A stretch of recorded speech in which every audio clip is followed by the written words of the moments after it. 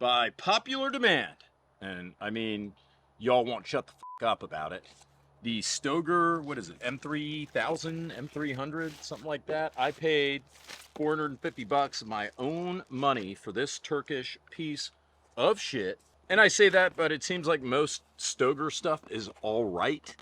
Also, I think my boys, Franco and Carlo Beretta, I think they own Stoeger in Turkey. And look, if they own it, it's probably fine. God, how can I get this stupid barrel out? So in any event, you guys have hounded me because this is a relatively inexpensive semi-automatic shotgun at $450 delivered. Every other Turkish shotgun that I've tested for TFB TV, which has been at this price range, has been deeply unsatisfying, deeply unfulfilling. A little bit like what Lindsay says about our marriage. But hopefully this will change the game. We'll find out. For what it's worth, we have been with this for like the past 20 minutes. Yeah, we read the directions and we still cannot get this thing together. Typical Turkish shotgun horseshit. How's it coming? Good? Pretty good?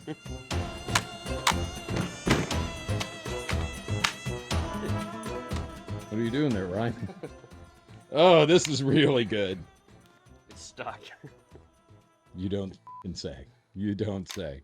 The issue is that James was certain that this polymer, this polymer handguard went like this, like it shows in the manual.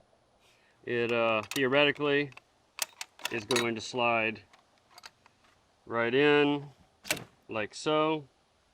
Close to Oh my God. I just had it.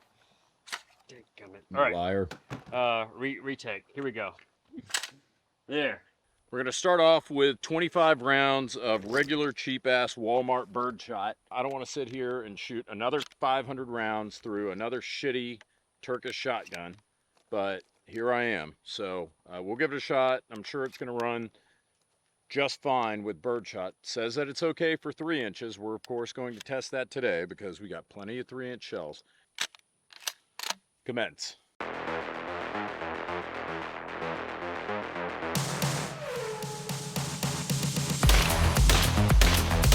So far, so good. And then I just put one in, hit the bolt release, and it just hung up. There we go. Everything's kind of super stiff on this. You know, it's not anything like loading up a 1301 or a Mossberg 940. Furniture is not super comfortable. Like the foregrip isn't very grippy. A lot of these cheap Turkish manufacturers, if you're gripping the shotgun, a lot of your points of contact are on your fingertips, kind of like up here in the higher end of it. There's no grip texture down here, no grip texture down here. There's just a little bit of checkering right there. So it makes it really hard if you're a push-pull guy to put forward pressure on this shotgun. This is gonna really suck whenever we start getting buck and slug. We're starting with birdshot and I'm already having a pretty fucking bad time. American shotguns, I've got a round in the tube. I pull the charging handle back, I just loaded the gun, right? Not so with European shotguns, and that's a good thing. I'll show you why. Let's say you got a tube full of buckshot and you need a slug for whatever reason to breach or shoot at something further away. With a European shotgun, I'm gonna pull the charging handle and there goes my buckshot, right? But notice the gun didn't load. So I'm going to reach into my, whatever, my fanny pack. I'm gonna grab my slug, gas it up, and I just fired a slug. That's kind of the nice thing about the European style shotguns is the ability to change on the fly. So there's 25 rounds down. We are 5% done with the 500 round burn down. Rio Blue Steel. I hate this stuff with a passion. 3-inch 4-shot, 1400 feet per second.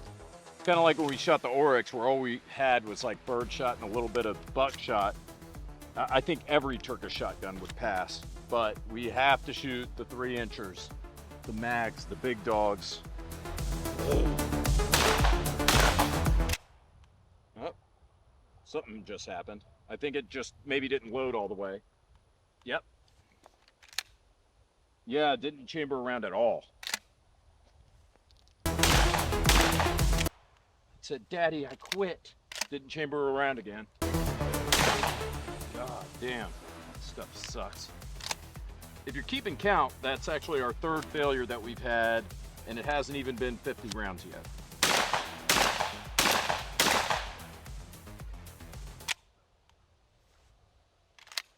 There we go again. Another failure. Ryan told me that essentially what's happening is the action is cycling faster than the mag tube is feeding. So he's telling me that he can see the action cycling and then the round catching the train a little too late, if you will. Let's see if he keeps doing it, because I've lost count now. I mean, that was like 3 or 4 failures. We're not having a good run with the Stoeger just yet. Oh, a little bump fire. Yep, just did it again. Yep, there it is, just like Ryan said. Bolt outrunning the mag tube.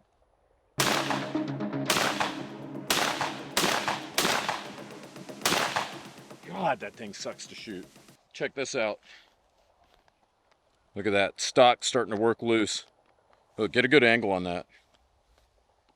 Like, I don't know why you assholes do this to me, man. You know, everybody's up my fucking butt about this fucking shotgun. 2 boxes in. 1 box of birdshot, 1 box of 3-inch Magnums. The stock is already working itself loose. We've had a half dozen failures already. Maybe it's not broken in. Maybe it's not broken yet. God damn it. I mean, we'll keep going, but at this point, like, I'm already telling you, I spent $450 in this motherfucker. Wouldn't do it again. Would have done it the first time if it weren't for you guys. I'm sorry. You know, I'm just really upset right now. Let's go get more ammo. Federal bird, start us out. And if we make it through all 25, I've got some sterling slugs.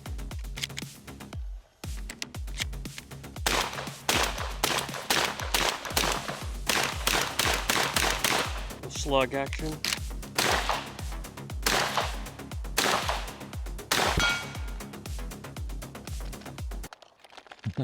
Maraca test passed.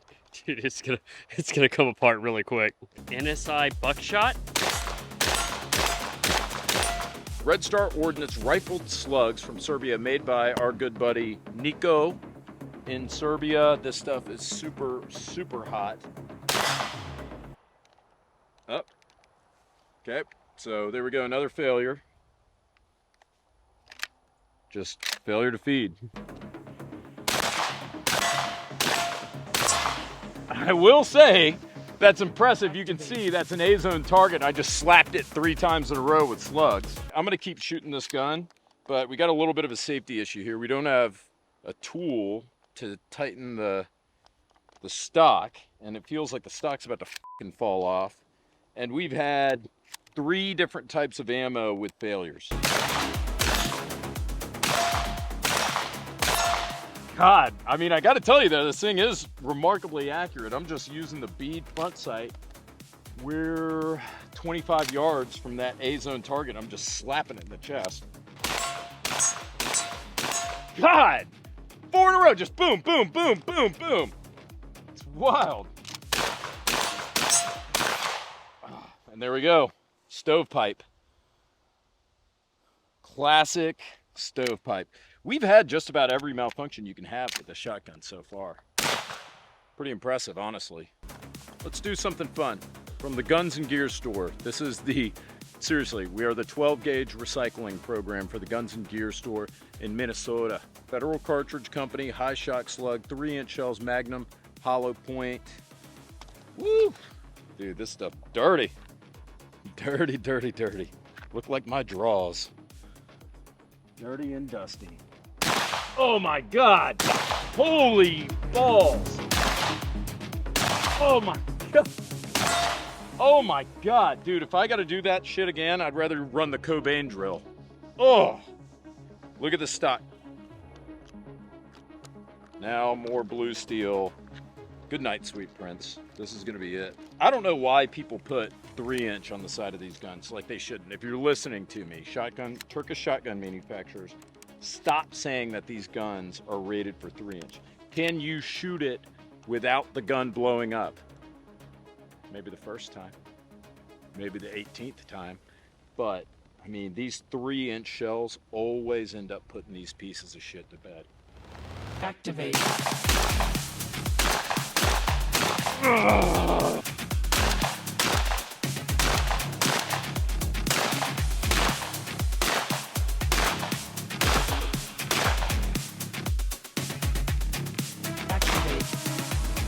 God, this sucks. All right, Ryan, your turn.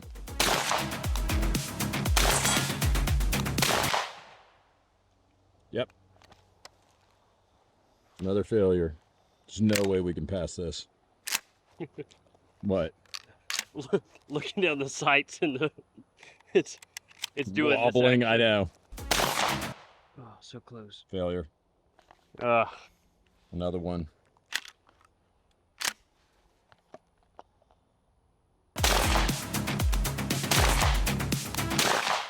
Failure.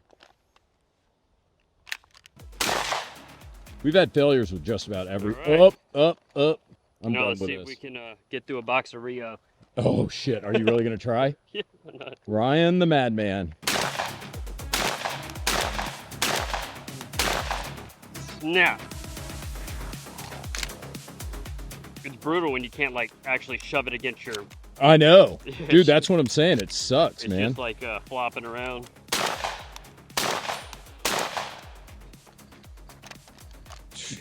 Show us the stock. Oh my god! You could probably twist the receiver back onto the stock if you really wanted to. He's spinning it. He's spinning it. Look at him go. I wonder if we could shoot it. Shotgun Cirque du Soleil. I don't think it's gonna even spin back on. What's wrong with this picture? Have a look. Have a look. Up. Guys, this is a tough one. I'm gonna have to call the Stoeger a fail. We've only run 200 rounds through it. Not even 195 rounds. And I want to say, and 55 of those were 3-inch Magnums. 75 of those were birdshot. So it isn't like this got extremely harsh testing, but the stock has already started to work itself loose. I mean, it has. It's off. It's now like a safety issue. We don't have the tools to fix it. We've had failures with just about, not just the 3-inch shells, but just about every single type of ammo, whether it's been birdshot, whether it's been buckshot, slug. In fact, I'll go so far to say that we've had shotguns that have blown up after like 200 rounds, like literally like blown up after 200 rounds, but they ran more reliably than this shotgun did up until the point of explosion. I gotta say, I'm pretty disappointed in this, especially from Stoeger, who, you know, they're normally higher end stuff. That's why you guys wanted me to review this. Again, this one didn't have like a total like operational system failure like you like to see. It's really easy to say this gun blew it. This gun failed the 500 round burn down whenever it just stops working. This one didn't necessarily stop working. It just didn't work really well. And we've got the issue, you know, with the stock. So we're not going to continue to waste ammo, because what's going to happen is if we do, it's going to be just like the Oryx video. Let's say it keeps operating the way it has these first 200 rounds through the end. If we could somehow even get the stock back on, what's going to end up happening is I'm going to say, I don't know, what do you guys think? Is it a pass or a fail? And you guys are going to be all up my butt like you were, which is fair, totally fair for the Oryx video. When we shot the Oryx, I said, what do you guys think, pass or fail? It's like, James, it had like 30 failures, right? We counted like 30 failures. How in the world could you say it's a pass? I like for these guns to break. I like for them to fall apart. If they're still running, I don't like to say they failed, but I mean, with the Oryx test in mind, I've got to say this did not pass. Just, you know, again, stock falling apart. We're having failures with pretty much every box of shells. We're having some type of failure. So unfortunately,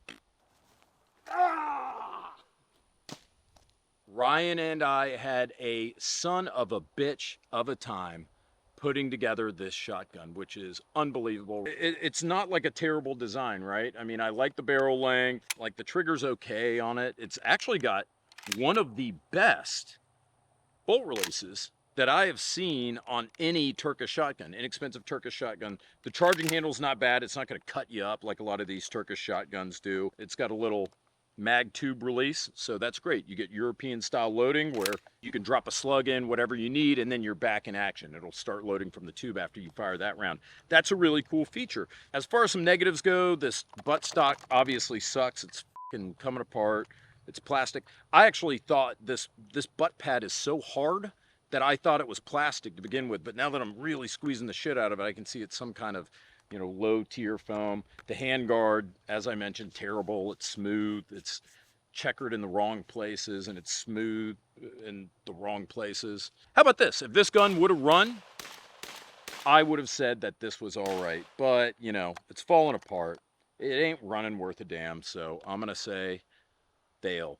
Tell me what you think in the comments. Would you have said, James, maybe you should have shot a little bit, maybe you didn't give it enough of a chance, or are you satisfied this is a fail? Do you agree with my verdict? I don't personally fucking, no, I'm kidding. I'm kidding. I always like to hear what you guys have to tell me, so tell me in the comments. Thank you so much for watching. Take care.